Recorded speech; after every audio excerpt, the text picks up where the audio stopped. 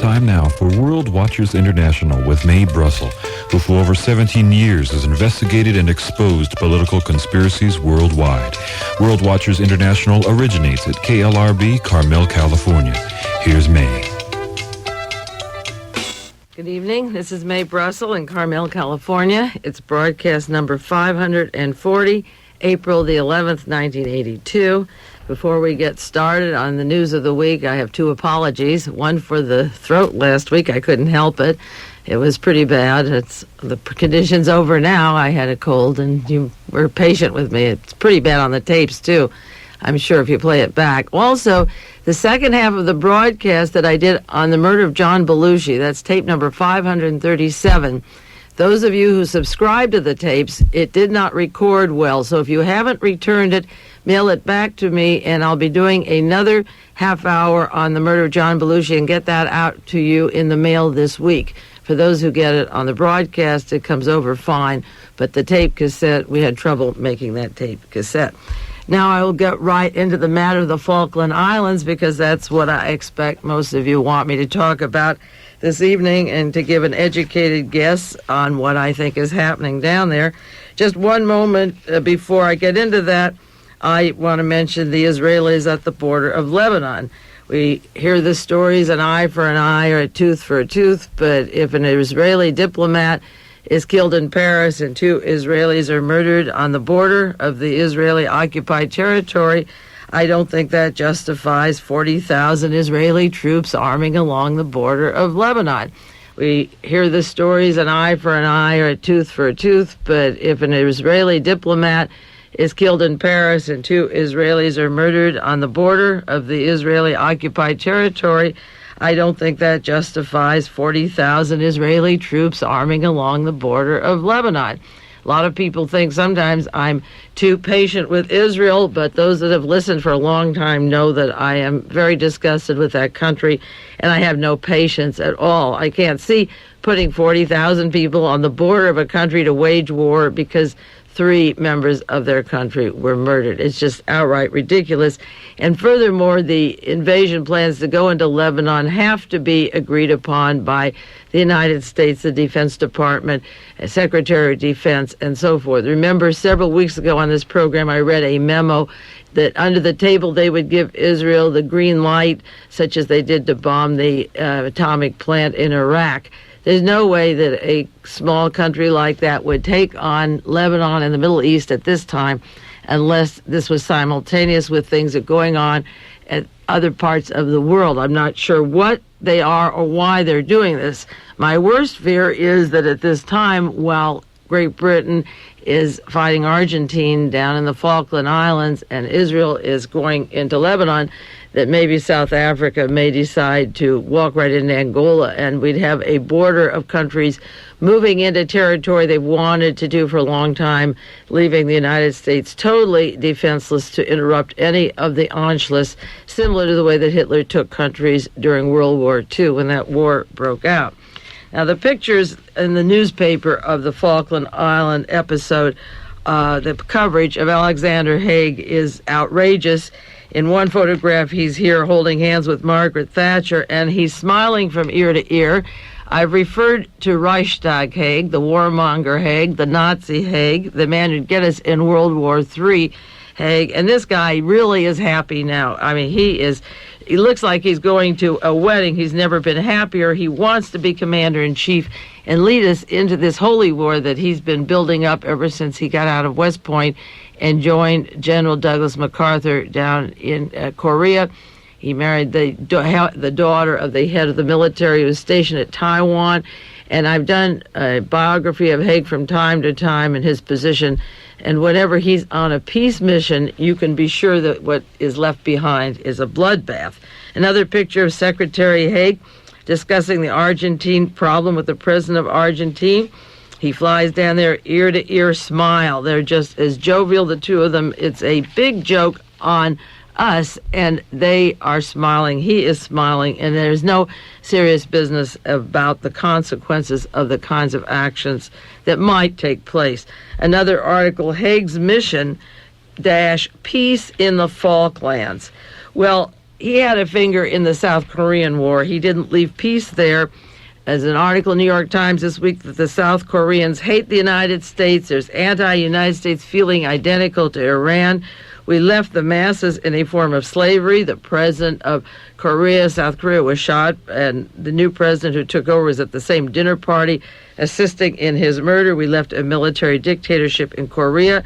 He then went on to Vietnam and Cambodia and Laos with the acid rains, the napalm, the mutilations, the Phoenix program, the displacement of villages and lives destroyed, the beginning of mass importation of drugs, narcotics, opening up into the United States. The CIA heroin connections began to pour in after we opened the Southeast Asian War.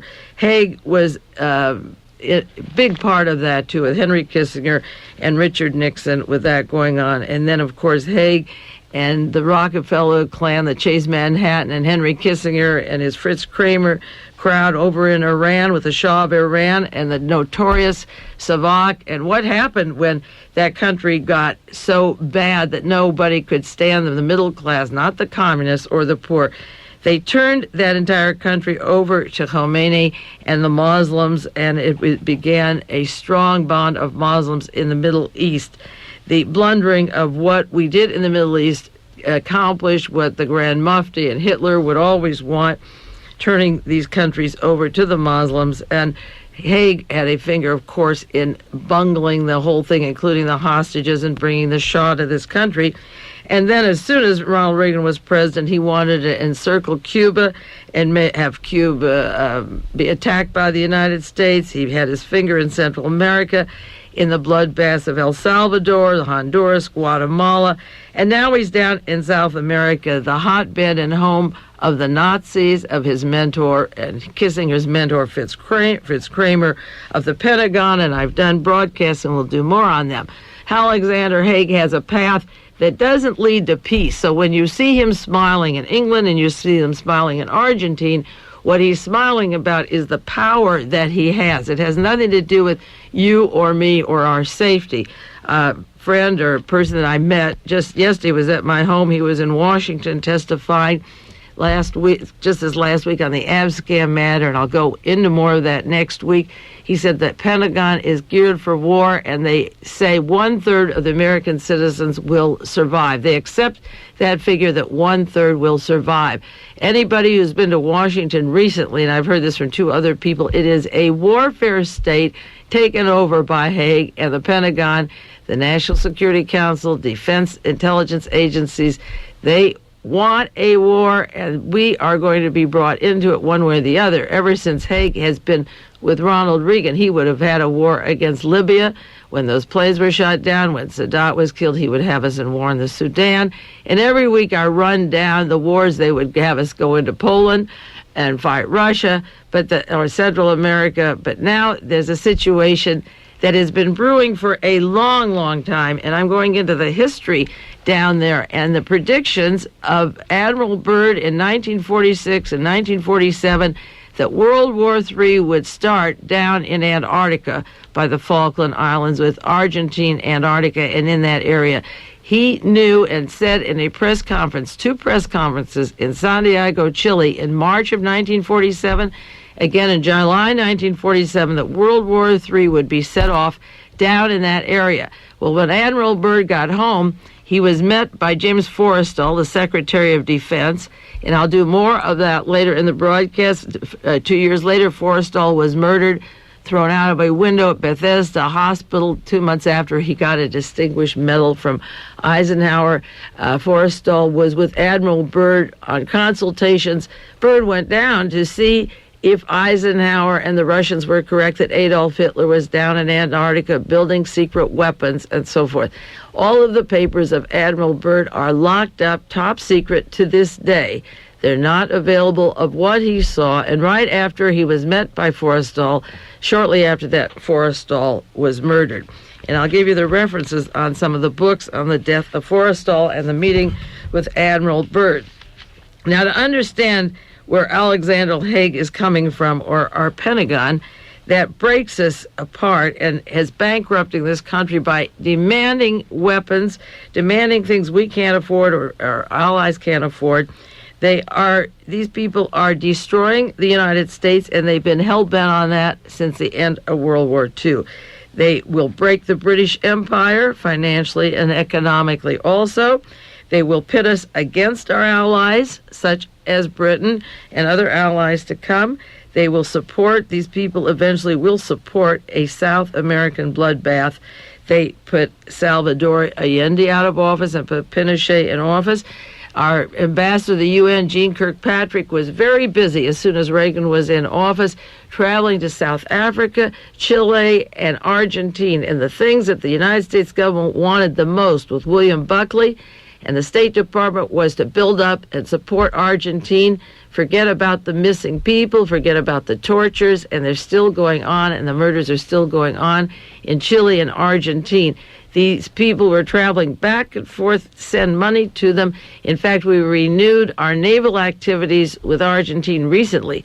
Now, the Falkland Island controversy has been going on against Britain for a long time.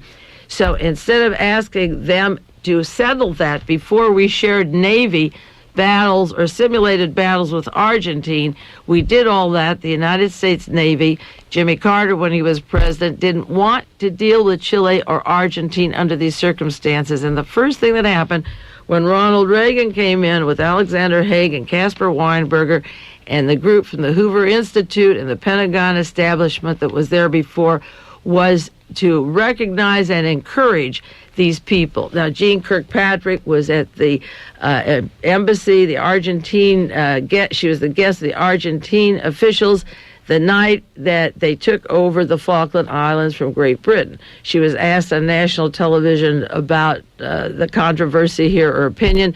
She said, well, at the UN, we voted one way, but in the evening they socialized, and that it had nothing to do with the dinner party that was set weeks ahead. Well, you could always pick up a telephone and decline and really stay neutral, but she was dining with the Argentine people, identical to the night that two fellows were let out of prison who were part of the murder of Orlando Letelier in Washington, D.C. on Embassy Row. And those fellows were released from prison, and the night they were out, William French Smith was having dinner with the Chilean embassy.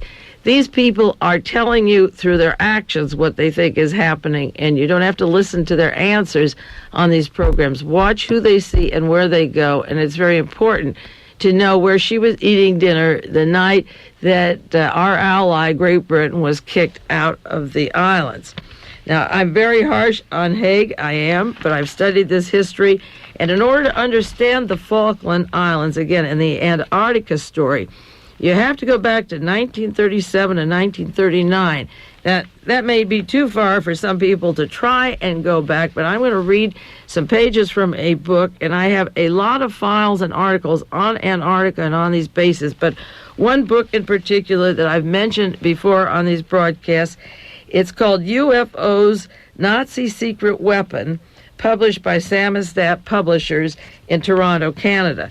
Now, many of the longtime researchers own this book, and they have series of publications that come out of Canada. This is a pro-German Nazi publication out of Canada, and they have books and brochures and tape cassettes that come out all the time. But I want to directly read from this book because it's so pertinent, and those of you who have this book just have to bear with me because there's many who listen to the radio broadcast who don't have it, and if you're interested and want to send for it, I'll give you the address. Just pertaining to that area, on page 86 and 87, it talks about, first of all, the Guinness Book of Records at the end of World War II. The greatest unsolved robbery was at the end of the war when the Reichsbank treasury was emptied of all its money, and the bank vaults in Berlin were completely emptied out, and the headquarters for the World Monetary Fund in Basel, Switzerland, found that they had $15 billion in circulation that shouldn't exist. There was forged money. The code name was Operation Bernhardt. There were expert forgers.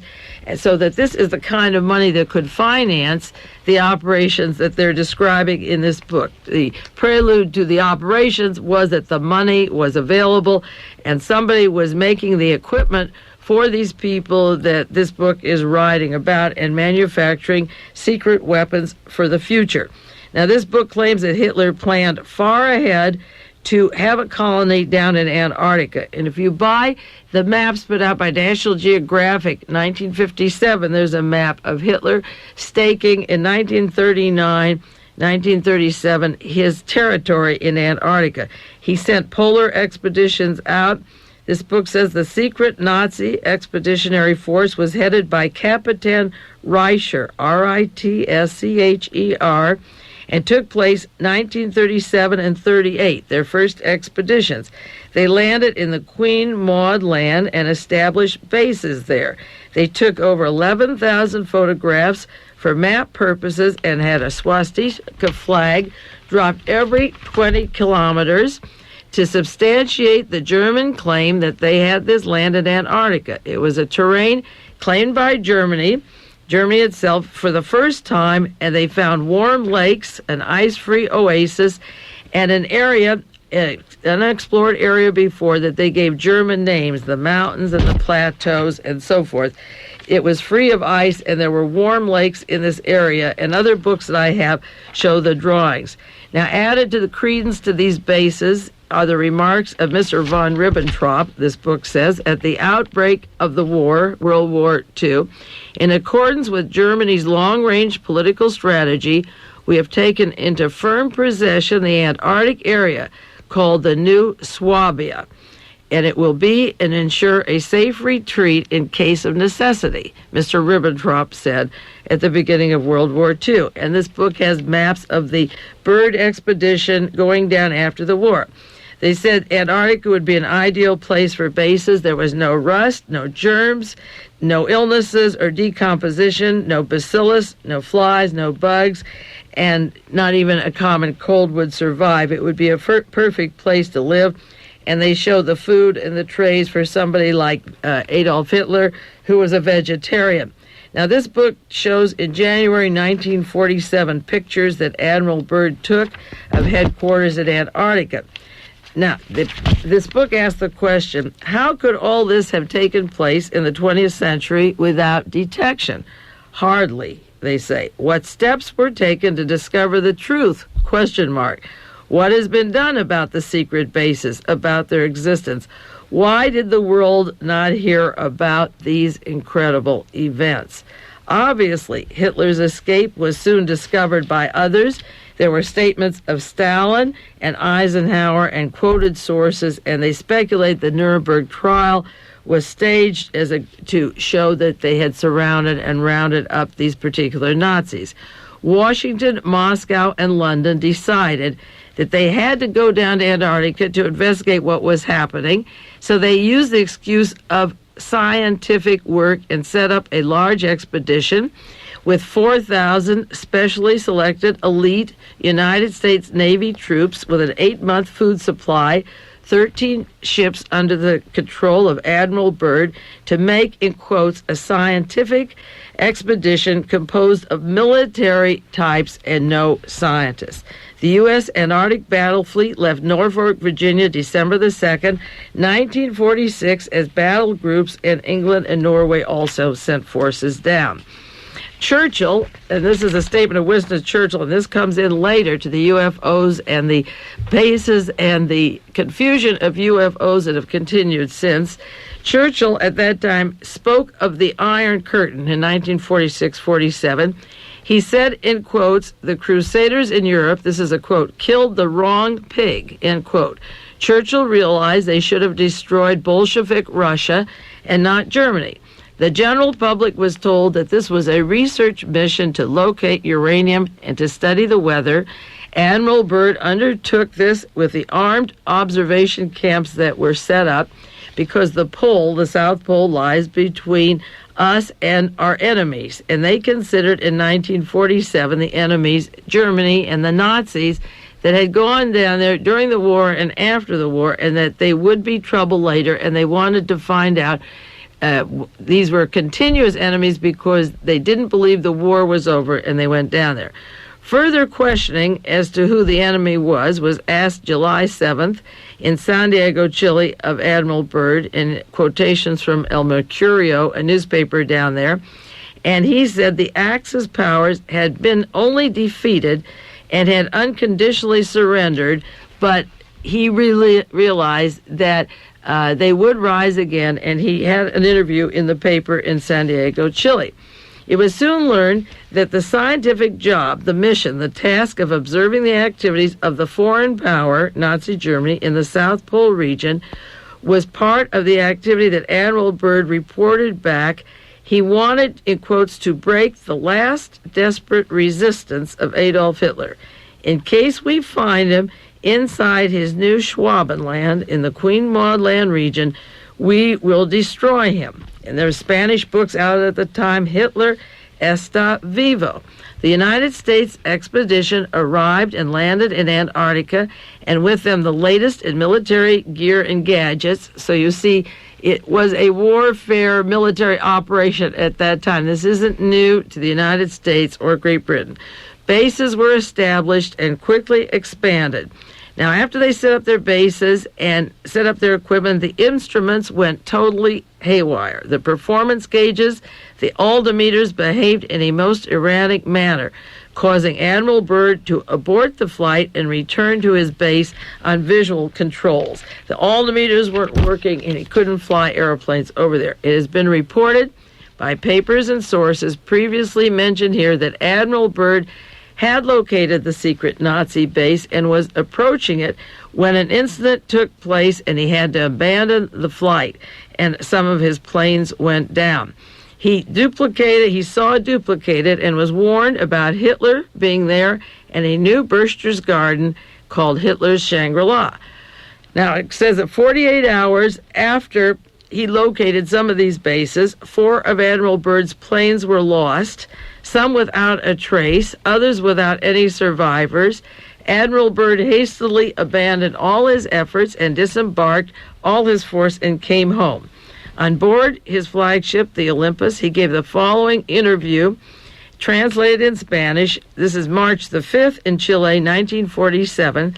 It was the front page of the newspapers, and Admiral Byrd was talking about what he saw down there. In quotes, Admiral Byrd declared today it was imperative for the United States to initiate immediate defense measures against hostile regions. Now, he assumed that what was going on down there was hostile, but the reason he was silenced and FORRESTAL was murdered was because the United States had the intent with Reinhard Gehlen, with the Hitler's agents after the war, and the Fritz Kramers and the Nazis that got out, to continue the operations down there and not to stop them. He thought this was hostile region. The planes weren't working, the altimeters weren't working, the planes were going down.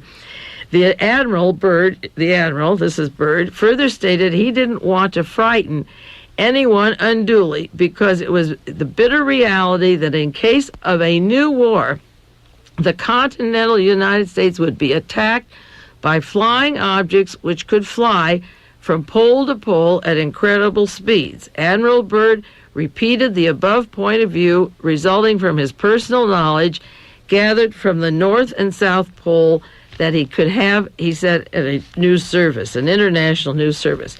During the press conference, the Admiral stated that in a quickly shrinking world, the United States could no longer derive any sense of security from its isolation or the geographic distance from the poles. The Admiral affirmed once again his belief that the entire Antarctic continent should be closely watched and surrounded by a wall of defense installations, since it represented the last line of defense for America. These defense measures, the book goes on to say, have been taken, but we have not had the defense down there, nor has Great Britain, on those islands, while Antarctica and Argentina could build up whatever they want. He warned about this. Admiral Byrd further stated, no one could give a more accurate accounting of the true significance of the situation than he could, since he was there. When Admiral Byrd arrived in the United States and the significance of his findings found their way into the press, he was hospitalized. Now, how often have you seen that happen since 1946-47?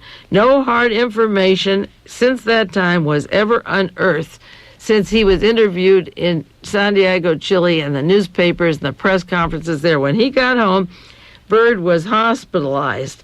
No information came out after that. It seems that his frank statements to the press in South America on board the Olympus were not appreciated by the powers that be in Washington.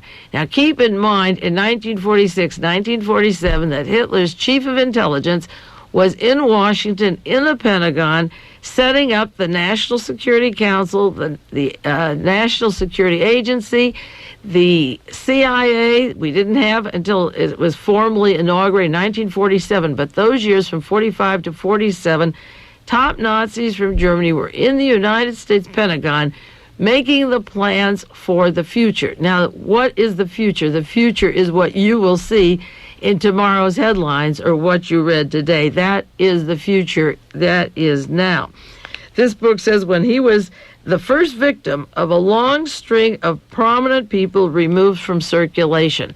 Now, these authors knew that he was the first of a long string. I'm sure he wasn't the first, and I know he wasn't the last, but I have said that many people have been hospitalized, have been caused, in quotes, their suicides, have been murdered, who had any inkling to catch on to these long-made plans that literally were traitors taking over America to continue what Churchill thought should have been done, fighting the Soviet Union at any sacrifice so that eventually our country is worthless in terms of what we're doing to our people here, and we've been geared to this war machine for this long, long time.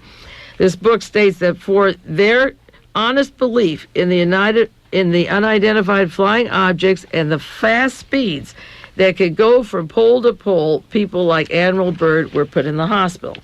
Now, in conclusion, I'm not going to read much of this book. I'm just going to read 7 points of conclusion because it's a whole book on this subject and the Allies and how they sent Byrd down there and wondered if Hitler and they knew many top Nazis were in Argentina, and many, of course, went down after 1946 and 47 and are working in all the South American countries.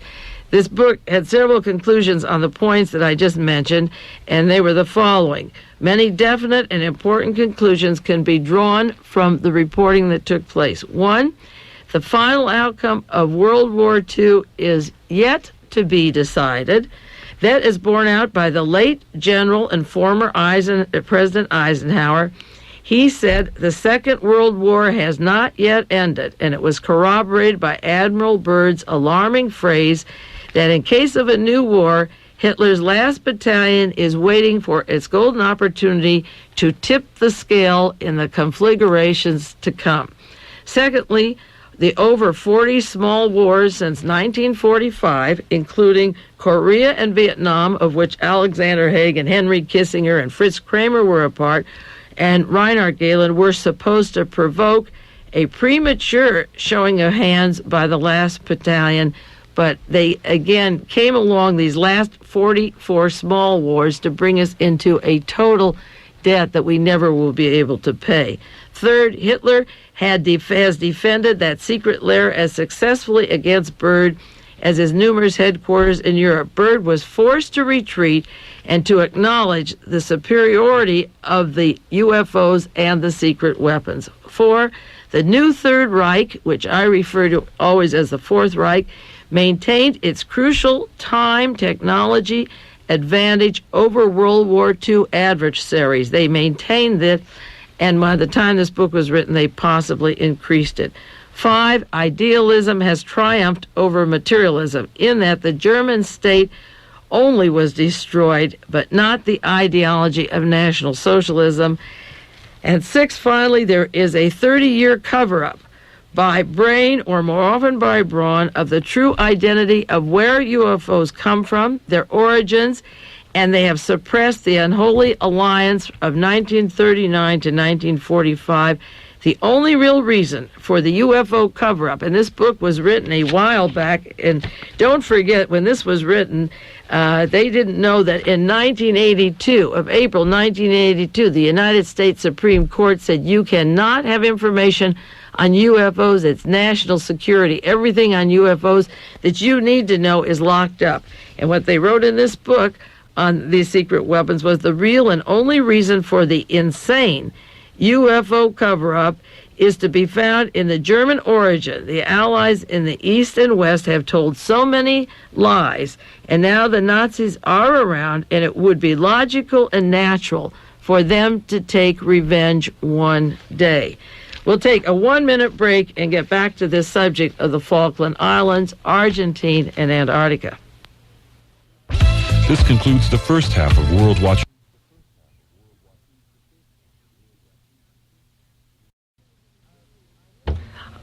On this program, January the 4th, 1981, it's about a year and a half ago, this is program, tape number 474 if you have it, or you can get it if you don't have it. I mentioned a book that came out just in 1980, the end of 1980, but I haven't seen it on the stand or advertised anywhere, and you can imagine that it is probably suppressed, and we'll have to go searching for it through other means in the bookstores that are available. The book is called Assault on Eternity, written by Leslie Rose, who made an expedition with Admiral Byrd and a participant in the 1956 Antarctic expedition with Rear Admiral Richard E. Byrd. This author referred to Byrd as a political admiral who was considered one of the nation's top military explorers, and he died in 1957. 23 years after his death, this Leslie Rose wrote in the book, the access to his papers remains closely guarded by his family. Now, all I have is a book review from the Washington Post. I don't have the book. It's been a long time, a year and a half, but I don't have it yet. The papers of Admiral Byrd are locked up, and this biographer wanted to write a story of Admiral Byrd having gone on an expedition, but discovered that he was forced to cut the plan short when he was denied access to the Admiral's papers. This is somebody who went on an expedition with him in 56, but the 46-47 expedition was covered up. It was called Operation High Jump. It was after the World War II expedition, and that's what led Byrd down to Antarctica. Admiral Byrd had enemies within the service, this author said, because he had high up political connections that helped him leap to higher rank over others that came before him. Now, this is what happened to Alexander Haig, who graduated from West Point and was about 243rd down from the class and jumped above all of them to go over with Douglas MacArthur in Korea when he got out of West Point. He leapfrogged through the help of Henry Kissinger and the Rockefellers, a hand-picked general, to leapfrog. And the question is, did Admiral Byrd get his advantages because he covered up and allowed to be locked up what he saw in 1946 or 47. This book has just a brief description of the way, the book review of the way the material was locked up, and mentions that in 1947, when he returned, he was met by Secretary of the Navy James Forrestal, who greeted Admiral Byrd when he returned from that trip in Antarctica. I have several books on Forrestal. One is The Death of James Forrestal by Coral Simpson. They describe it as a murder mystery, not fiction. The murder of the first Secretary of Defense, James Forrestal. This book came out in, let me see if I have the year here, by Cornell Simpson, Western Islands publisher. I didn't write down the date that was published. I'll have to give that to you next week if you want. They said this murder was the overwhelming result of assassination plot, and it goes into how he fell out of the hospital at Bethesda, Maryland on an alleged suicide, but they concluded it was a clear case of murder. That's one book on Forrestal. Another one that I have, James Forrestal, A Study of Personality and Politics by Arnold Rogow, R-O-G-O-W, published in 1963 like Macmillan. May 22nd, 1949, James Forrestal, America's first Secretary of Defense, plunged to his death from the 16th floor of Bethesda Naval Hospital. He had been put in there for psychiatric treatment, and also when Byrd came home, as I say, he was put in the hospital for other illnesses. I don't know what they called it.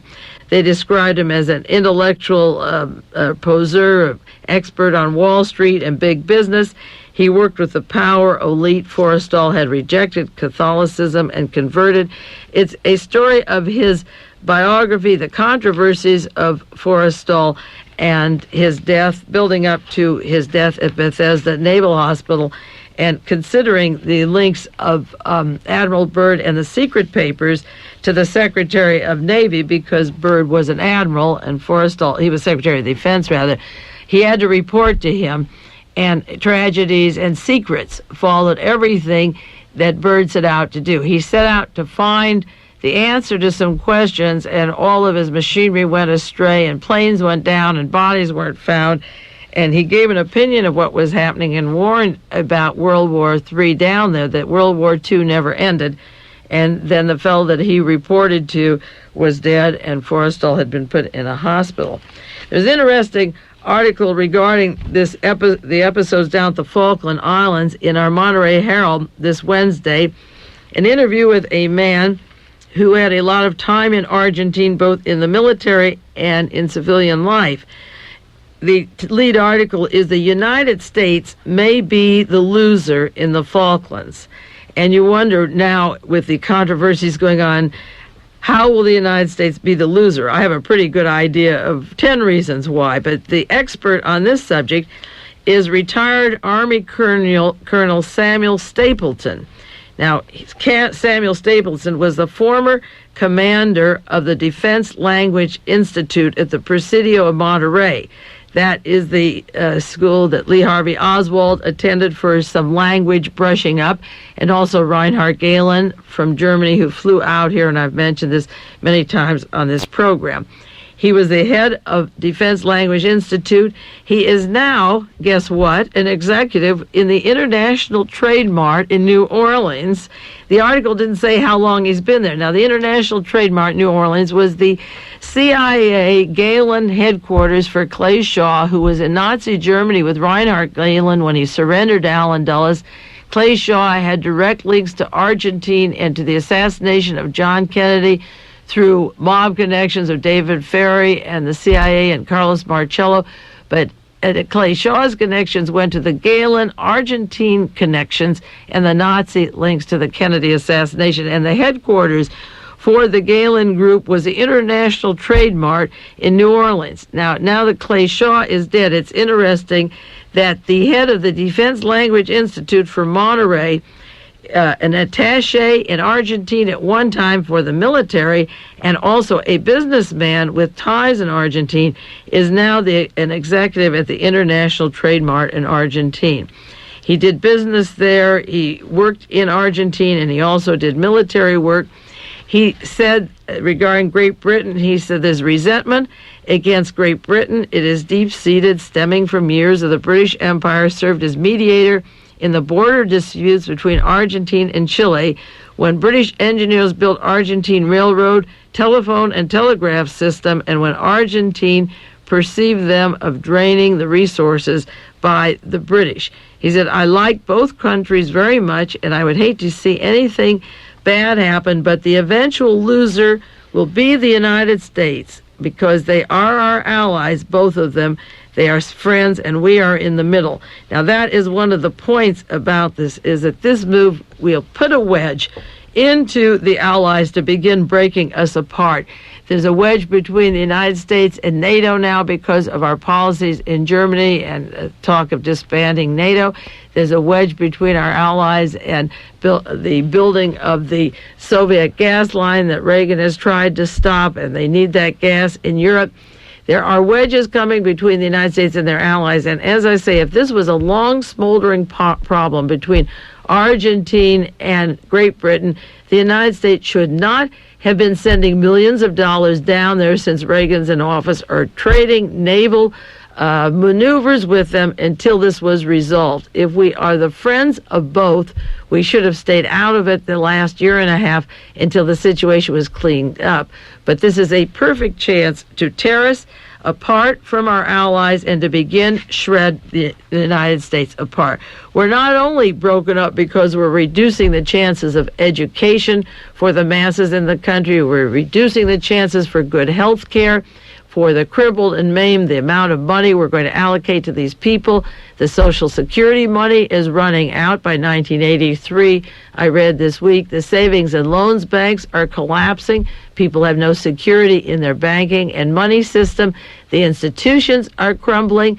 The money is going to weapons, and we're sending it also to people who are fighting our friends. That we have no distinction, no morality, and the United States domestically and internationally is crumbling. Now, the people we fought in the last war, Germany and Japan, can sit back and make their televisions and their computers or their cameras in their cars and laugh at us because we have to make decisions between these various people and sit there and be humiliated like a yo-yo going up and down or a tennis ball going back and forth.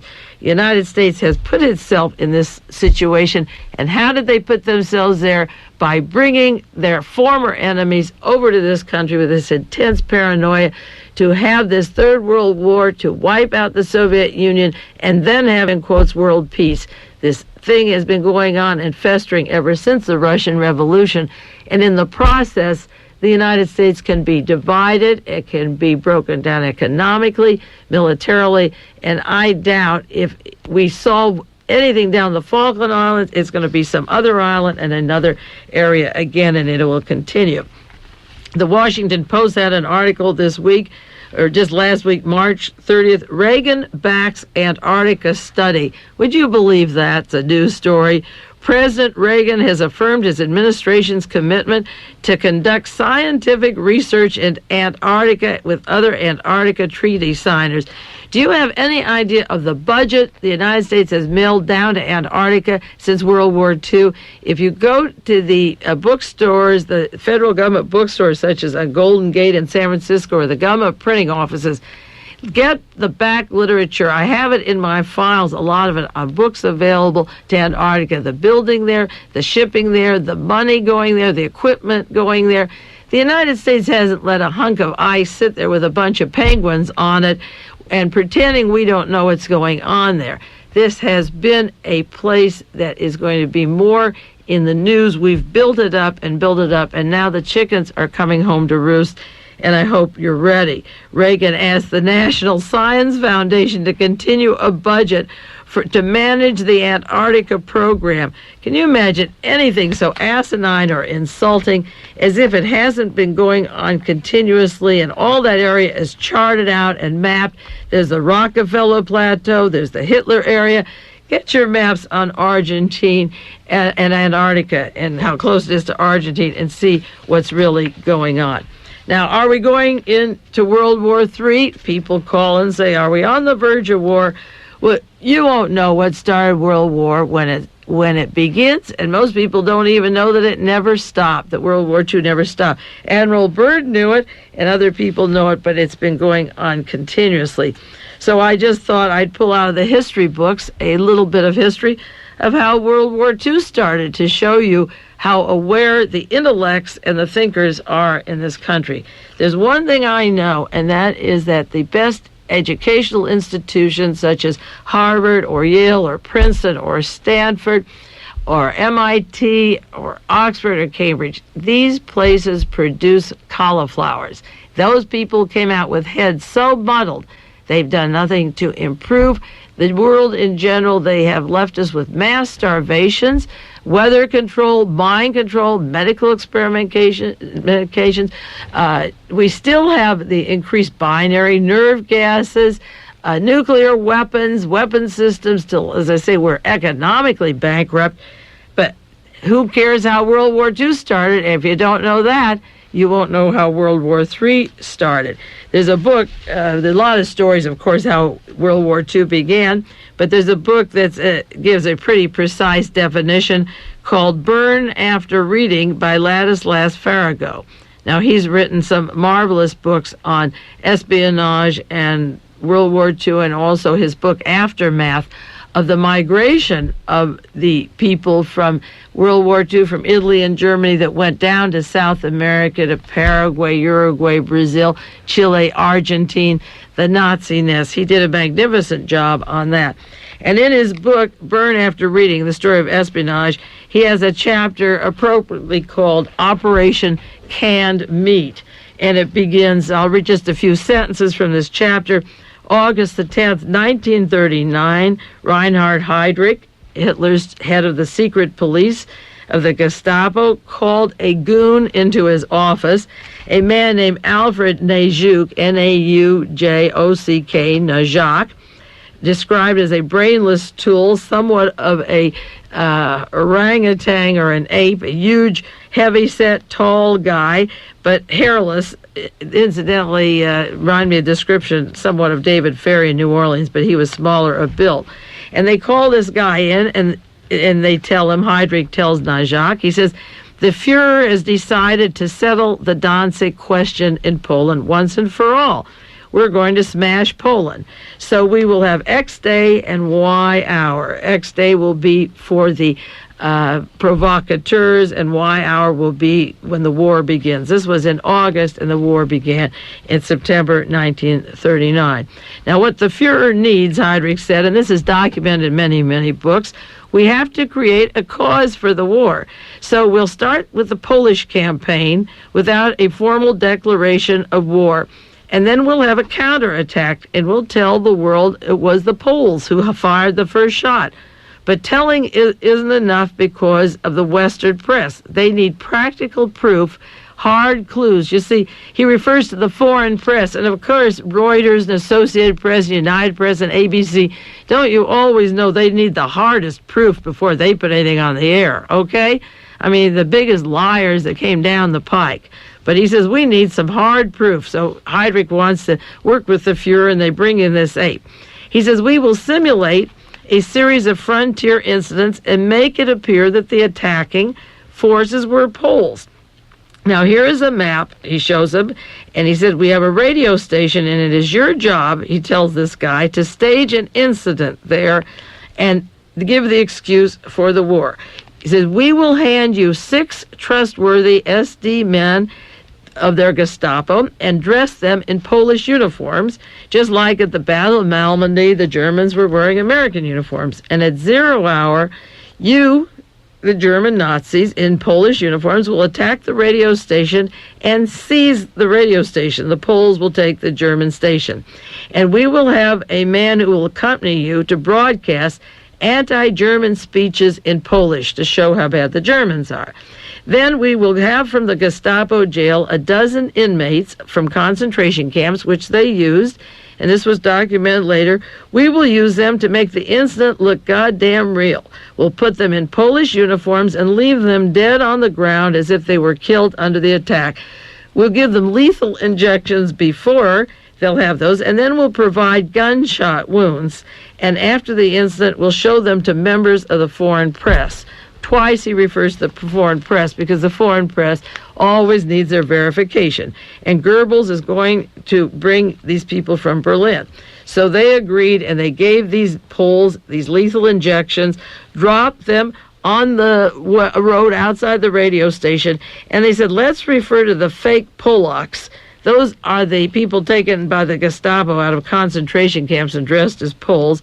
We'll give this the name canned meat. Those guys are going to be injected and then shot and left outside the radio station. So they called it Operation Canned Meat, and they rehearsed it August 25th. And sure enough, 2 days later, a car arrives with a Pole. He had his injection and the gunshot wounds, and his face was smeared with blood, and he was still breathing. And they bring this human prop to the station, the radio station, and set this whole thing up and begin to attack Germany in Polish on the air. And then you see these people killed. The Naujock set these men and fired in the air on canned meat. And when the show was over, the Poles, dressed as Poles, who got out of their uniforms and were really Germans, disappeared. and they gave Adolf Hitler the excuse for the war. This was Operation Canned Meat. And what they left on the ground was a man who now was dead, who became the first casualty of the Second World War. Truly, its unknown soldier. And on September the 1st, 1939, the Wehrmacht crossed into Poland, and Hitler had a proclamation against the attack, against the Poles attacking the Germans and the German radio station, and that war began. Within 24 hours of that, there was the Blitzkrieg, and 75% of Polish planes were destroyed, most of them in their hangars. The Nazis ruined the aircraft there and went into Poland, and Poland was Germany's. Now, this kind of wearing uniform, simulating this, was all known to the American military by the end of the war. We let people out of the Dachau prisons, out of the Nuremberg trials, who simulated Americans and caused hundreds and thousands of deaths in single battles, particularly that Bulge and Malmedy in that area that I've been studying extensively. So this subterfuge still goes on today. There's an article in the Washington Post about a person, Ivan Quinteros, who was murdered in Chile. He was not a real political activist in the term that he was fighting the system so much as he was working for social changes. And he left Chile for a while and came back to Chile. And last month, his mother filed a complaint against the government, saying that he was not armed when he came back to Chile when he was killed, that a bus full of the police shot him down in front of witnesses, and then they saw the police fire bullets into their own vehicles to simulate a fight. They shot a man, a alleged leftist or suspected leftist. They shot him, and then they shoot the bus as an excuse. He was shooting at us, so we had to shoot him. There were deaths of 10 people recently killed in Chile, and it keeps going on and on. Labor organizers, an article on human rights in Chile, our great ally that we're recognizing now, and the same agent provocateurs down there. This is Washington Post, March 27th, 1982. And speaking of Chile, there's an article, the Chilean accused of rights violations has now taken a post in the Washington Embassy. This is Ronald Reagan again, a Chilean army colonel who was forced to leave as military attaché in West Germany 5 years ago because of his role of killing thousands of people and torturing them in Chile at his torture center, now works in the Chilean embassy in Washington, D.C. Can you imagine what our capital is today with these kind of people being recognized and wining and dining in those embassies, the Reagan administration at the present time? The man's name is Christian Akernecht, Akerknecht. He ran a torture center in Chile, and Der Spiegel ran articles in Germany. He was responsible for the torture of at least 3,500 political prisoners inside of Chile, and when he was stationed in West Germany as part of the Chilean embassy, they kicked him out of West Germany because of his torture and behavior. West Germany couldn't stand this rat, and the United States has him in Washington and recognizes the Chilean embassy. This is March 19th, 1982. This is just 2 weeks ago from the New York Times article. It was also in the Washington Post. The United States State Department, that's Alexander Haig and Caspar Weinberger and Walter Stessel, has taken the position that it is satisfied with the Chilean embassy response, that they put to rest any doubt or question about this man. He was kicked out of Germany and left because of his torture. An official of the German Foreign Ministry confirmed that the Foreign Minister, Hans-Dietrich Genscher, on the basis of charges, asked him to be withdrawn from the Chilean embassy. So now he represents Chile in the United States. Do you want to vomit? I suppose you can. And against Alexander Haig this week with his holy war said, Alexander's state maintained we have to have a strong nuclear deterrent for protecting the essential values of the Western civilization, and he would not rule out the use of a first strike nuclear weapon. New York Times this week. What is Western civilization? You better think twice about that. There's a group in California that has headquarters in Germany. I mentioned once with regards to religious cults, it's called the Fellowship of Friends. They have a winery up in Sacramento, unlimited money. They have art, oil paintings, and they pipe in music of Bach and Beethoven and Brahms, because after we have World War III, they're going to maintain the culture of Western civilization, the German culture, mind you.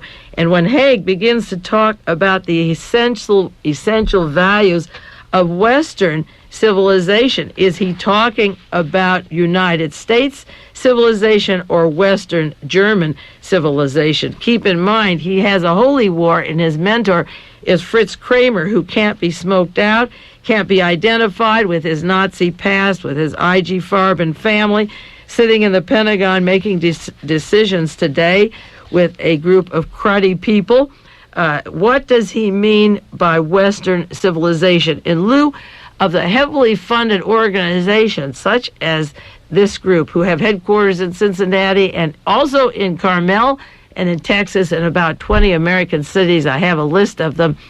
Where else are these people maintaining the classics of art that they can produce later, the hidden art, to bring back the German artists? Hitler's paintings have now been returned to Germany by Ronald Reagan again. They were in this country, and so forth. You might have read an article in the San Francisco Chronicle. Don't count on the Golden Gate Bridge in case of an atomic attack. Do you like that kind of talk? Another article in the Monterey Herald this week, an interview of a professor, Ole Holstein, from Duke University, who said the following. He talked to the Monterey Institute out here last week of International Studies. He said the Defense Department is hell-bent on having a war. They have decided that war is inevitable if the Soviet Union doesn't change its policies. They're throwing money at the Pentagon. They're trying to restore, in quotes, national will. We will use military might. And the United States has decided, he said, to write off Western Europe as hopeless because it is unwilling to take a hard line against the Soviet Union. That's why I think, in summary, that Haig is going to align with Argentina, the South American Nazis. I think this smiling face with Margaret Thatcher is a front. I think the United States Embassy, our War Department, is geared to the Uruguay, Paraguay, Chile, Argentina, Brazil, Peru, Colombia, the Nazi group down there that we have encouraged, funded, and silently allowed to grow and grow, and the Antarctica team that we have been sending equipment to for years. This particular fellow writes books, and he lectured out here, and he said the administration sees the world in terms of United States-Soviet conflicts. And it goes back, he says, similar to earlier period before World War II, and he says that the Reaganites are not against communism, they're against the Soviet Union. Now, that struggle began at the time of the Russian Revolution when they kicked the monarchy out and the church besides, and it's been a religious war, a holy war, to get their hands back into Russia and establish the institutions that we have here. There won't be more freedom there any more than there is in Argentina, but we're not fighting for freedom. We're fighting for wiping out the Soviet Union, and this fellow was talking on the Reagan administration has a prescription for a buildup of a limited nuclear war. They refer to a limited nuclear war, and they really believe it. And as I say, a visitor who was in Washington last week said that when they refer to a limited nuclear war, 1/3 of the American population. Well, I don't think the Falkland Islands is over oil. I don't think it has anything to do with controlling that whole area down there that has been built up for a long, long time. And I think Argentina is testing their muscles now. They're kicking England's ass.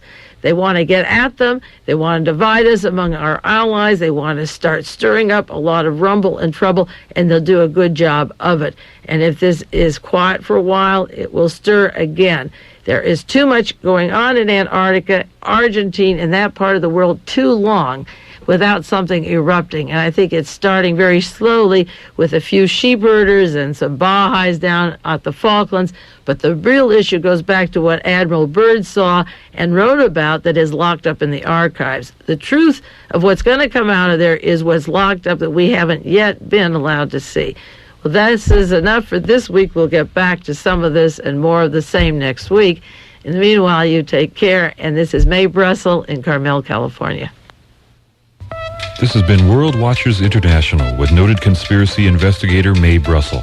This program originates from Carmel, California. KLRB, Carmel by the Sea.